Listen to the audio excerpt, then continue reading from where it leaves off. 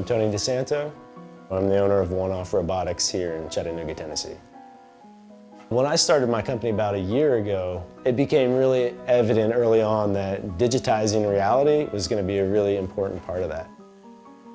I'd always wanted to try to recreate an entire boulder problem. It was just kind of a passion project of mine, but I could never sculpt a climbing hole by hand. I just don't have that skill set.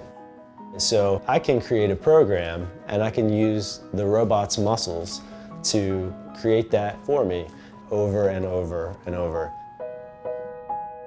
Started by digitizing rocks from the climbs in the Chattanooga area. I learned how to recreate those shapes using 3D printing or robotic carving.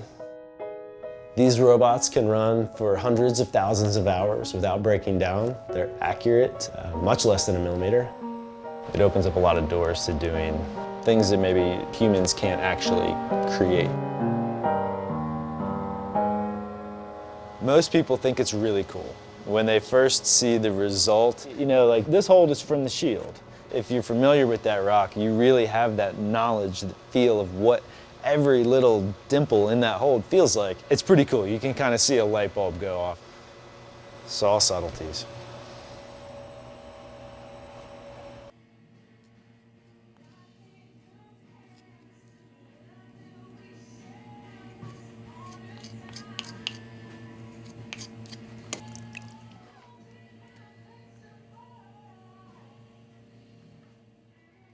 My name is Ronnie Dickson. I'm a climber and a prosthetist in Chattanooga, Tennessee.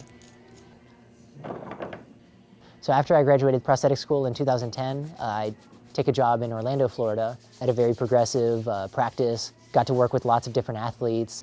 I got to work with a Paralympic gold medalist, but I had such a good opportunity there to see such a diverse variety of cases. And finally, after building enough career capital and getting to be really good at what I did, I made the decision to move to Chattanooga to open up my own prosthetics business. Still in the prosthetic field, there's still just no substitute for experience, and I've gotten to fit thousands of prosthetics. Ultimately, you start to be kind of the keeper of that information. Kind of put all that together in a way where a lot of it's intuitive.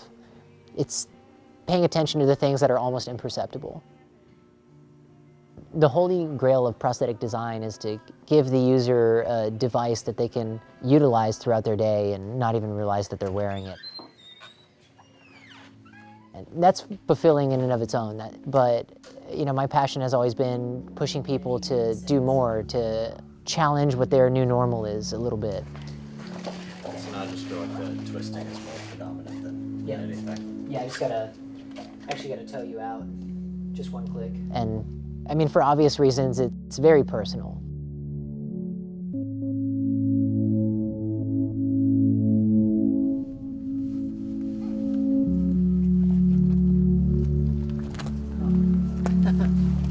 This is the one I normally carry. Blew through the brand, so I'm actually gonna carry this one today. I don't know if it'll mess with your film. One shoe's like dark and the other one's bright blue. That's cool.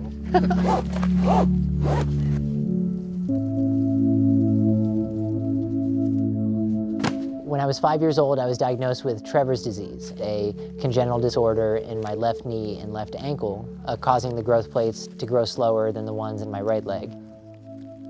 I had to have some surgeries as a child, and ultimately got to the point where I was in a lot of pain and not able to do the things that I wanted to do.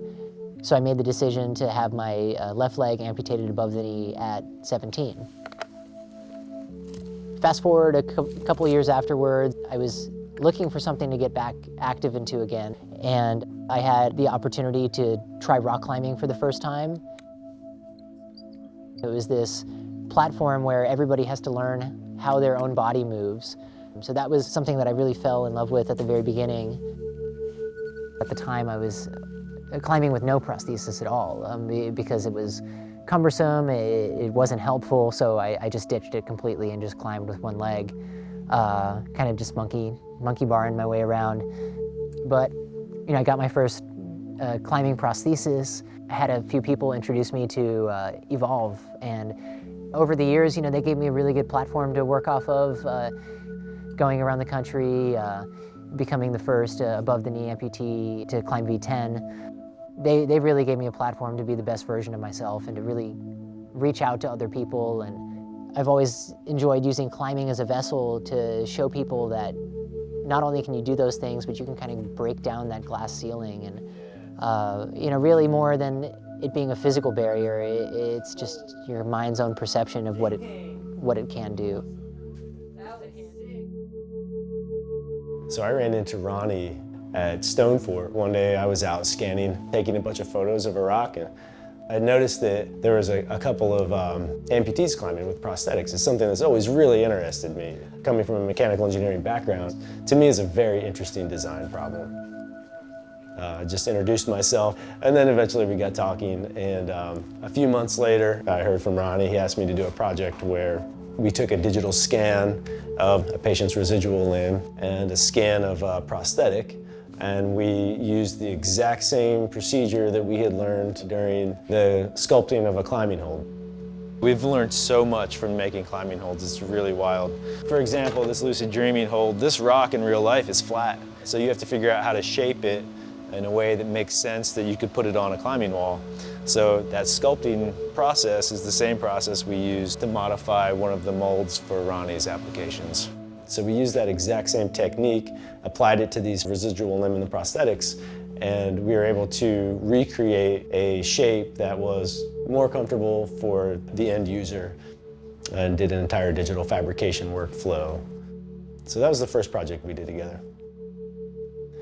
And in a lot of ways, robots are physically superior to people. They can do the same thing all day long. They don't get tired, they don't get sick, they don't take smoke breaks. But without having the knowledge and the information that people like Ronnie have, the robot's pretty useless, really.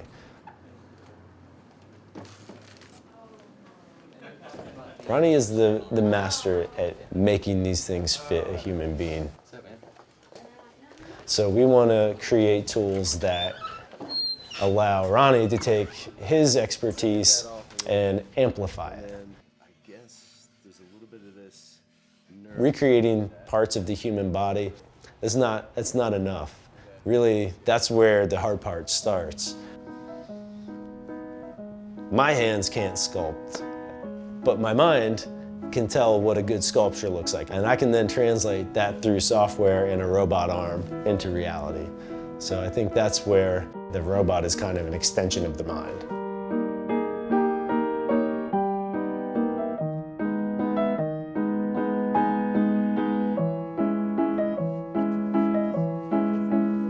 What I really liked about Tony was, although he completely nerds and geeks out on all this stuff, he's very, very realistic and kind of down to earth. So, much like I'm an expert at what I do, Tony's an expert at what he does. And I think that's the one thing that I've learned getting older, is it's about building a good team around you. But it never changed. Yeah, absolutely. You too, dude. Keep fighting the robot fight. Yeah. Don't become one of them. Yeah.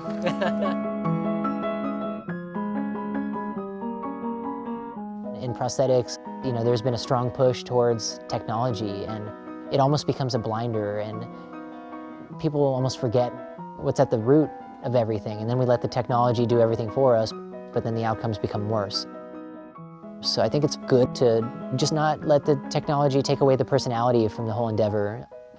Like what happens in climbing, it's not always clear-cut, right? There is that gray area, and what we find in the middle is, ultimately, that blend between both.